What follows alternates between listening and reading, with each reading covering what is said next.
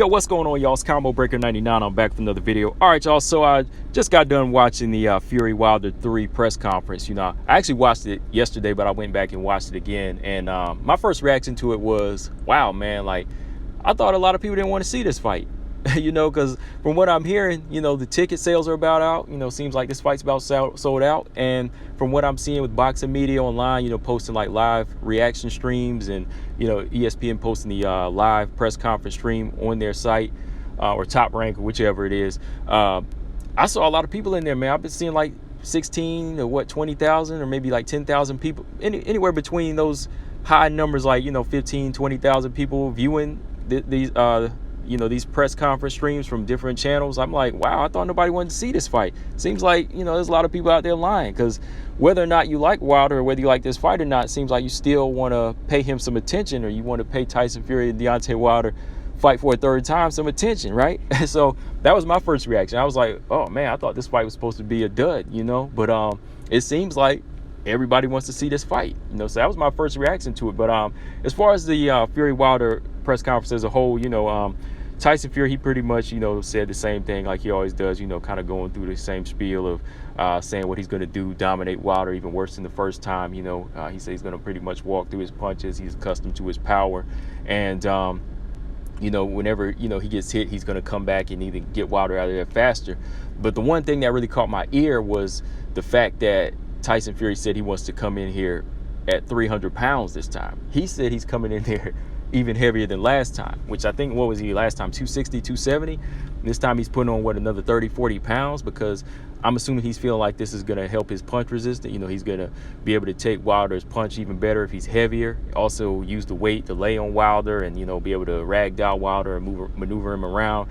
But I don't know if that's going to really counter what Wilder's bringing to the table, because on Wilder's side, you know, if you've seen their social media, is Malik Scott, Deontay Wilder, even on PBC's websites, you've seen Wilder making some changes and some adjustments in his camp, you know, looking a little bit more fluid, you know, showing that fluidity, being able to dip under, come back with the left hook, using more bounce on his feet, which is something I've always said he needed to do, and be more versatile with the power punches, you know, not just throw the right hand, but set the right hand up with the jab and the left hook, which is something I always say, you know, you need a good jab to be able to set up the good straight right hand, or any type of right hand. And you can also see him adding the left hook to his arsenal. So with him being able to add that and be successful on July 24th, I'm wondering if that'll be a problem for Tyson Fury. You know, Tyson Fury is going to come in here 300 pounds. You're going to have to be able to catch up to this guy who's moving a little bit faster, being more athletic, and staying on the outside, or even, you know, on the inside, going in and out. You know, I think he's hoping that he can just lay on Wilder and keep him on the ropes, or lay him on him and keep him in the corner and just maul him. But if Wilder, you know, counters that strength and comes back with left hooks to the body, left hooks, and then boom comes the right hand, then Tyson Fury might be in trouble. You know, he's going to be a stationary target. And that's something I always say too, like for Deontay Wilder's approach to beat somebody like Tyson Fury, you got to target the chest and you got to target the body, and then the head will come. You know, if they would have did that more, like even in the first fight, they could have knocked Tyson Fury out early, you know, constantly jabbing him to his chest and hitting him into the rib, and even hitting him to the side of the hip. You could have got him out of there, you know, even faster. So hopefully they're adding that to the game plan this time, you know, if they really want to get this revenge against Tyson Fury. But Tyson Fury, man, I'm just in question right now. Like 300 pounds, I don't know, you know, because if he goes in the second half, that's going to be dangerous. Like carrying that type of weight, you know, and he's going to be taking those type of power punches. I don't know, man. You know, that's going to be a lot of weight. And again, like I said, with Wilder coming in with fresher legs and being faster, the target's going to be right there for him this time around. As long as he stays away from Tyson Fury's jab and stays away from the inside where he can lay on him, you know, it might favor Wilder more so this time around. But as for Wilder's side, you know, Malik Scott did most of the talking. Wilder, he just had his headphones on. He just looked focused. Like, he just looked like he wanted to show up to let you know that I'm here, I'm training, I'm not scared, you know, and I am focused, you know. And this time around, I'm not talking. But it seems like this time people are saying he's not talking, he must be shook. Last time he was talking too much. This time he's not saying anything. So, you know, you can't have it either way. So I was just glad he didn't really say anything. He just showed that he was focused. Bob Arum, he was even making his little, you know, sneak comments, you know, as far as talking about Wilder not saying much.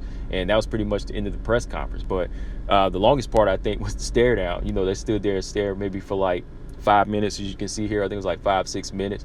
The lady, you know, doing the announcing, she was like, could y'all turn, face the cameras for the media, take pictures? Still wouldn't turn.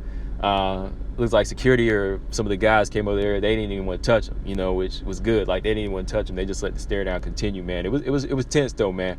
But finally they you know, broke them apart. They separated. But yeah, man, I'm looking forward to this fight.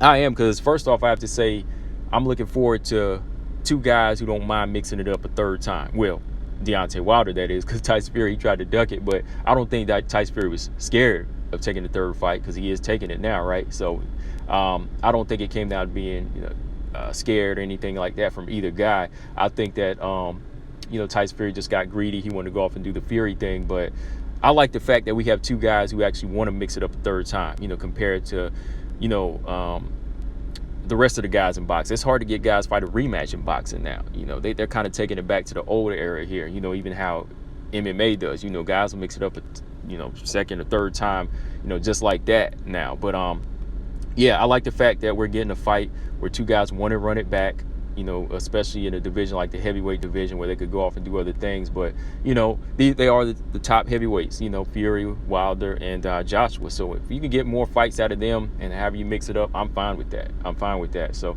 I think we're going to get another good fight. I don't think this was going the distance either. You know, I was surprised the first one went the distance. You know, I thought I really was. But yeah, man, as we get closer to it, I'll do my keys to victory and my breakdown for this fight. You know, I'll talk more about it, maybe even do some film studies on both of these guys to see which way this thing could go.